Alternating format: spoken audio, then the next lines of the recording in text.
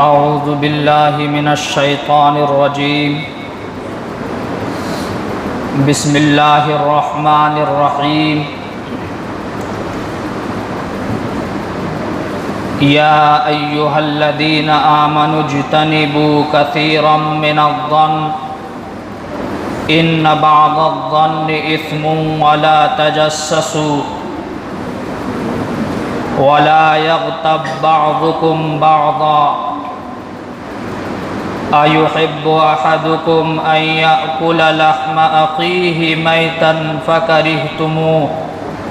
واتقوا الله إن الله هو التواب الرحيم صدق الله العظيم۔ اللہ اگر توفیق نہ دے انسان کے بس کی بات نہیں،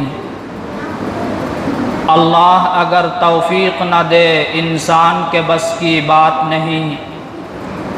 فیضان محبت عام تو ہے، عرفان محبت عام نہیں۔ یہ کیا کہہ دیا تو نے اے ناداں، فیاضی قدرت عام نہیں۔ تو فکر و نظر تو پیدا کر، پھر کیا چیز ہے جو انعام نہیں۔ عشق میں گوارا کر بے شرط شکست فاش اپنی، دل کی بھی کچھ سازش ہے، تنہا یہ نظر کا کام نہیں۔ میرے محترم بزرگوں اور دوستو، آج ہمارے معاشرے کے اندر حد درجہ بگاڑ آ چکا ہے۔ ہمارے معاملات، رہن سہن، زندگی گزارنے کے طور طریقے بالکل مفلوج ہو کر رہ گئے ہیں۔ بھائی بھائی سے جدا ہے، اولاد والدین سے الگ ہے، اعزاء اقربا اپنے اپنے رشتہ داروں سے دور ہے، چچا بھتیجے میں جھگڑا، ماموں اپنے بھانجے سے دور ہے۔ غیبت، چغل خوری، بہتان، نفرت، عداوت، دشمنی، بدگمانیاں، جاسوسی، یہ ہمارے معاشرے کے اندر کوٹ کوٹ کر بھرا ہوا ہے، اور ایسا محسوس ہوتا ہے کہ حضور اکرم صلی اللہ علیہ وسلم کی بعثت سے قبل جو حالات تھے، چوری، ڈکیتی، زناکاری، شراب خوری، حرام کاری، بدکاری، بدگمانیاں، بالکل ویسے ہی حالات ہمارے معاشرے اور سماج کے اندر پھر سے پنپنے لگے ہیں۔ آج سب سے زیادہ فساد اور بگاڑ کی وجہ غیبت، چغل خوری، بہتان اور جاسوسی ہے، جس نے معاشرے کو تباہ و برباد کر کے رکھ دیا ہے۔ آپ سب سے پہلے یہ جانیے کہ غیبت اور بہتان کیا چیز ہے۔ یہی سوال حضور اکرم صلی اللہ علیہ وسلم سے ایک صحابی نے کیا کہ اللہ کے نبی صلی اللہ علیہ وسلم، غیبت کسے کہتے ہیں؟ تو آپ صلی اللہ علیہ وسلم نے ارشاد فرمایا، ذکرک اخاک بما یکرہ، کہ تمہارا اپنے بھائی کے پیٹھ پیچھے تذکرہ کرنا، اور ایسا تذکرہ کرنا کہ اگر اس کو معلوم پڑ جائے کہ فلاں مجلس میں یا فلاں جگہ پر میرا ذکر کیا گیا تو وہ اسے ناگوار سمجھے، برا سمجھے۔ اس صحابی نے پھر عرض کیا، ان کان فی اخی ما اقول، کہ اللہ کے نبی صلی اللہ علیہ وسلم، اگر وہ برائی اور خرابی میرے بھائی کے اندر واقعتاً موجود ہو جس کا میں نے بیان کیا، پھر بھی یہ غیبت ہوگی۔ آپ صلی اللہ علیہ وسلم نے ارشاد فرمایا کہ یہی تو غیبت ہے، اور اگر وہ خرابی اور برائی تمہارے بھائی کے اندر موجود نہیں جس کا تم نے ذکر کیا تو پھر یہ بہتان ہو جائے گا، اور بہتان جو ہے یہ غیبت سے بھی زیادہ سخت اور سنگین گناہ ہے۔ بہتان کے متعلق جیسا کہ یہود و نصارہ اور کفار و مشرکین اللہ پر بہتان باندھتے ہیں، قرآن کہتا ہے فَمَنْ أَظْلَمُ مِمَّنْ كَذَبَ عَلَى اللَّهِ الْكَذِبَ فَمَنْ أَظْلَمُ مِمَّنِ افْتَرَى عَلَى اللَّهِ الْكَذِبَ أَوْ كَذَّبَ بِآيَاتِهِ إِنَّهُ لَا يُفْلِحُ الْمُجْرِمُونَ کہ اس سے بڑا ظالم کون ہوگا جو اللہ پر بہتان باندھے، اللہ کی آیتوں کو جھٹلائے۔ یقیناً یہ مجرم لوگ ہیں اور مجرم لوگ کبھی بھی کامیاب نہیں ہو سکتے۔ اسی طرح یہود و نصارہ جو اللہ پر بہتان باندھتے ہیں، یہود و نصارہ کے متعلق قرآن کہتا ہے وَقَالَتِ الْيَهُودُ عُزَيْرٌ ابْنُ اللَّهِ وَقَالَتِ النَّصَارَى مَسِيحُ ابْنُ اللَّهِ کہ یہود کہتے ہیں کہ عزیر علیہ السلام اللہ کے بیٹے ہیں، اور نصارہ کہتے ہیں کہ عیسیٰ مسیح اللہ کے بیٹے ہیں۔ یہ دونوں اللہ پر بہتان باندھتے ہیں، اللہ نے اس پر کوئی دلیل اور سند نہیں اتاری، بغیر دلیل اور سند کے یہ بات کرتے ہیں، اور دونوں مجرم ہیں۔ حاضرین گرامی، غیبت اور بہتان آج ہمارے معاشرے کے اندر کوٹ کوٹ کر بھرا ہوا ہے۔ آج ہم غیبت اور بہتان کو گناہ ہی نہیں سمجھتے، حالانکہ جس طرح شراب خوری گناہ ہے، حرام کاری گناہ ہے، جس طرح زنا کاری گناہ ہے، اسی طرح غیبت اور بہتان بھی گناہ ہے، اور غیبت یہ زنا سے بھی بڑا گناہ ہے اور سخت گناہ ہے۔ خود حضور اکرم صلی اللہ علیہ وسلم نے ارشاد فرمایا کہ الغیبت اشد من الزنا، کہ زنا سے بھی زیادہ سخت اور سنگین جرم غیبت ہے۔ صحابہ نے عرض کیا اے اللہ کے نبی صلی اللہ علیہ وسلم، زنا سے سنگین جرم اور زنا سے بڑا غیبت کیسے ہو سکتا ہے؟ تو آپ صلی اللہ علیہ وسلم نے ارشاد فرمایا کہ غیبت کرنے والا شخص اگر کسی کی غیبت کرتا ہے تو اس وقت تک اس کی معافی نہیں ہو سکتی جب تک کہ وہ اس شخص سے معافی نہ مانگ لے جس کی اس نے غیبت کی۔ اور غیبت کرنے والا شخص جب کسی کی غیبت کرتا ہے تو اس کے جو پہلے کے نیک عمل ہیں وہ مٹا کر اس شخص کے حصے سے کاٹ کر اس شخص کے نامہ اعمال میں لکھ دیا جاتا ہے جس کی اس نے غیبت کی۔ اور زنا کرنے والا شخص جب زنا کرتا ہے تو یقیناً زنا بھی ایک سنگین جرم ہے، اس کی سزا ملے گی اس کو،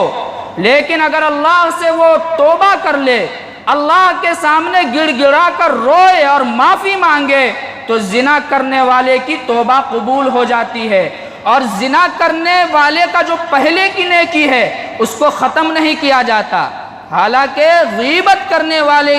کی جو پہلے کی نیکی ہے اس کو ختم کر کے اس شخص کے حصے میں ڈال دیا جاتا ہے جس کی اس نے غیبت کی۔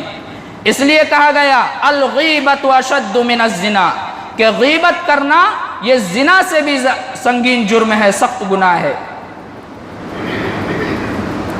حضور اکرم صلی اللہ علیہ وسلم نے ارشاد فرمایا کہ قیامت کے دن ایک ایسے شخص کو اللہ کے حضور پیش کیا جائے گا کہ جب اس کا نامہ اعمال کھولا جائے گا تو وہ اپنے نیک عمل کو دیکھ کر دنگ رہ جائے گا اور حیرت اور تعجب سے عرض کرے گا اے باری تعالیٰ، یہ عمل تو ہم نے کی ہی نہیں، یہ عمل تو ہم نے کبھی کی ہی نہیں، یہ ہمارے حصے میں کیسے آ گئے؟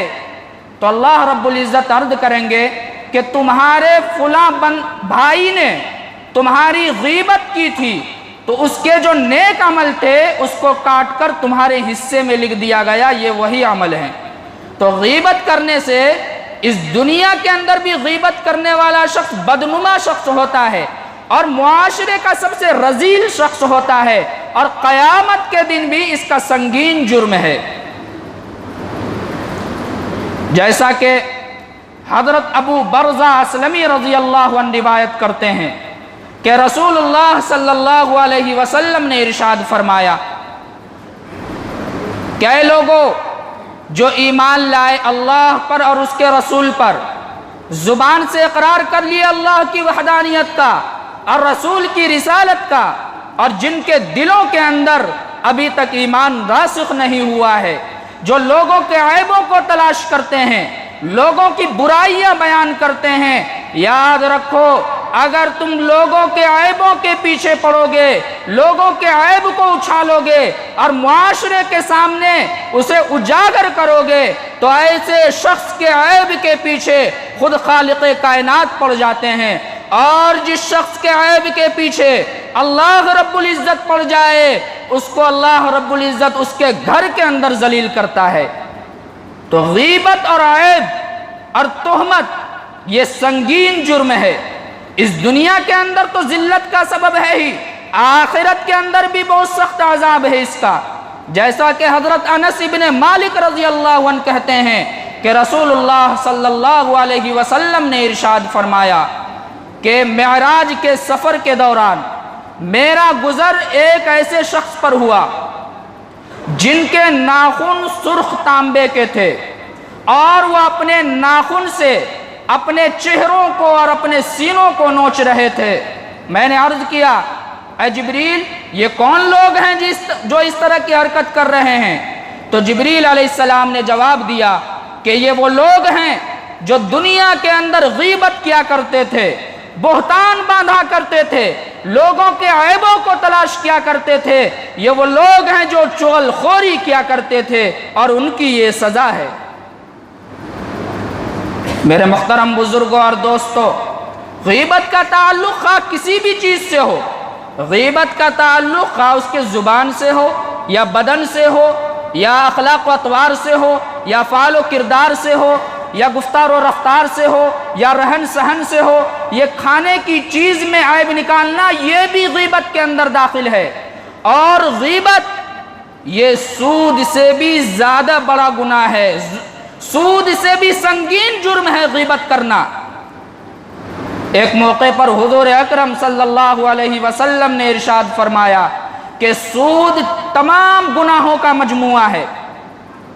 اور سود کا ادنا درجے کا گناہ یہ ہے کہ کوئی شخص اپنی ماں سے بدکاری کرے، العیاذ باللہ۔ اور سود لینے اور دینے والوں کے متعلق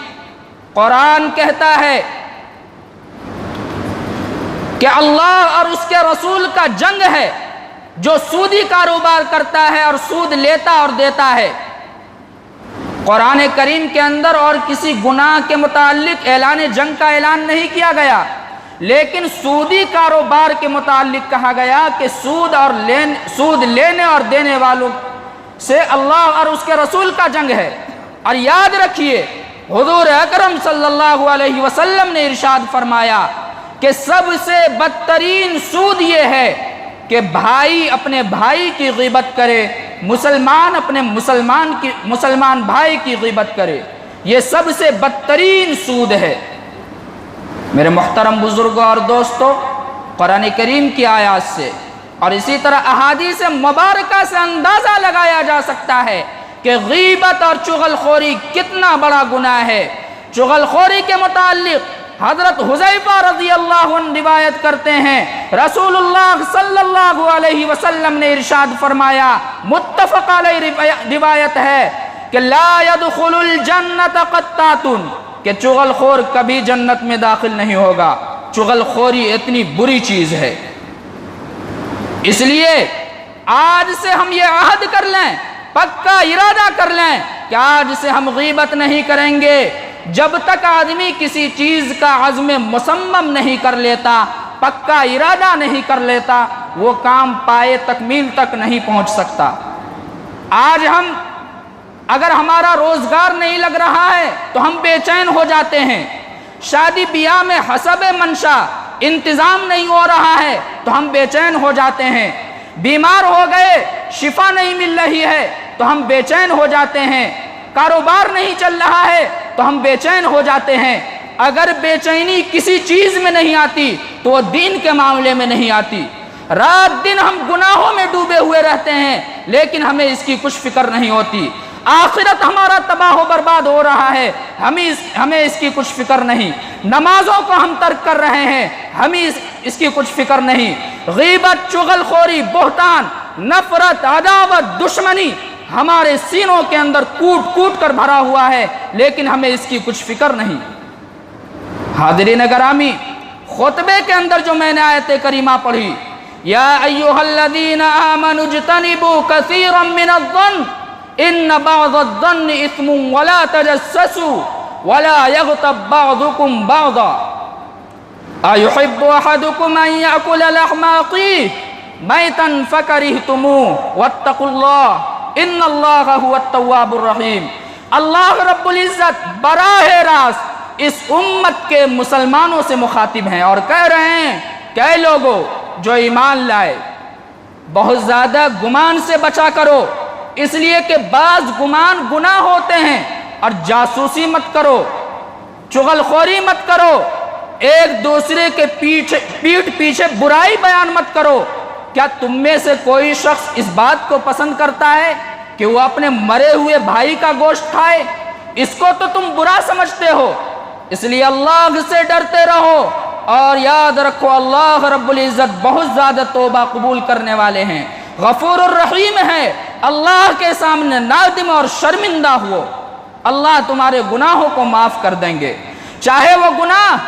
آسمان کے ستاروں کے مانند ہو،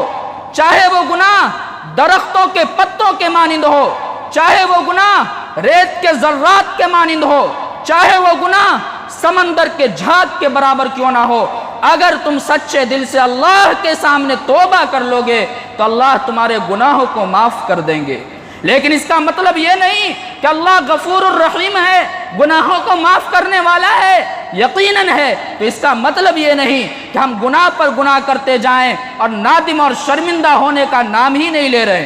تو یاد رکھیے، جہاں اللہ کی ایک صفت غفور الرحیم ہے، توبہ قبول کرنے والے ہیں، وہی اللہ کی دوسری صفت قہار بھی ہے، جبار بھی ہے۔ اللہ اگر پکڑ کرنے پر آ جائے تو ان بطش ربک لشدید کا مظاہرہ بھی کر سکتا ہے۔ اللہ اگر پکڑ کرنے پر آ جائے تو ان اخذہ علیم شدید کا بھی مظاہرہ کر سکتا ہے۔ اس لیے گناہوں پر شرمندہ ہونا چاہیے انسان کو، اللہ سے توبہ کرنا چاہیے اور آج سے پکا ارادہ کر لیجئے، عزم مصمم کر لیجئے کہ آج سے ہم غیبت نہیں کریں گے، چغل خوری نہیں کریں گے، بہتان نہیں باندھیں گے، نفرت نہیں پھیلائیں گے، عداوت نہیں رکھیں گے، اپنے بھائیوں کے سامنے انہیں برا بلا نہیں کہیں گے، ان کے عیبوں کو تلاش نہیں کریں گے۔ اور اپنے زبان کی بھی حفاظت کیجئے، اپنے زبان کو بھی کنٹرول میں رکھ لیے، اس لیے کہ زیادہ تر گناہ جو ہوتے ہیں وہ اس زبان کی وجہ سے ہوتے ہیں۔ دیکھنے میں تو یہ زبان بہت چھوٹی سی چیز ہے لیکن ان کے جرائم بڑے بڑے ہیں۔ جسمہ صغیر و جرمہ کبیر، زیادہ تر گناہ اسی زبان کی وجہ سے ہوتے ہیں۔ فسادات برپا ہو رہے ہیں اسی زبان کی وجہ سے، گھر کے گھر تباہ و برباد ہو رہے ہیں اسی زبان کی وجہ سے، قبائل کے قبائل برباد ہو رہے ہیں اسی زبان کی وجہ سے۔ اس لیے اپنی زبان کی حفاظت کیجئے، کچھ بولیے تو سوچ سمجھ کر بولیے، غیبت مت کیجئے کسی کی۔ اور ہماری گھر کی جو عورتیں ہیں، غیبت کی سب سے زیادہ بیماری عورتوں کے اندر ہے۔ ایسا ہو ہی نہیں سکتا ہے کہ دو چار عورتیں ایک جگہ جمع ہو اور کسی کی برائی بیان نہ کر رہی ہو، عیب جوئی نہ کر رہی ہو، غیبت اور چغل خوری نہ کر رہی ہو۔ اس لیے خود بھی غیبت سے بچیے، اپنی گھر کی عورتوں کو بھی بچائیے، انہیں بھی بتائیے کہ غیبت کرنے والا شخص سب سے بدنما شخص ہوتا ہے۔ اور غیبت کرنے والے کے متعلق نبی اکرم صلی اللہ علیہ وسلم نے ارشاد فرمایا کہ غیبت کرنے والے کی معافی نہیں جب تک کہ اس شخص سے معافی نہ مانگ لے جس کی غیبت کی، اور چغل خوری کرنے والا جنت میں داخل نہیں ہوگا۔ خود نبی اکرم کا ارشاد ہے لا يدخل الجنت قطات کہ چغل خور جنت میں داخل نہیں ہوگا۔ دعا کیجئے کہ اللہ رب العزت ہم سب کو کہنے اور سننے سے زیادہ عمل کرنے کی توفیق عطا فرمائے، چغل خوری سے، بہتان سے، نفرت سے، عداوت سے، دشمنی سے ہم سب کی حفاظت فرمائے، اور آپس میں اتحاد و اتفاق سے رہنے کی توفیق عطا فرمائے۔ وما علینا الا البلاغ۔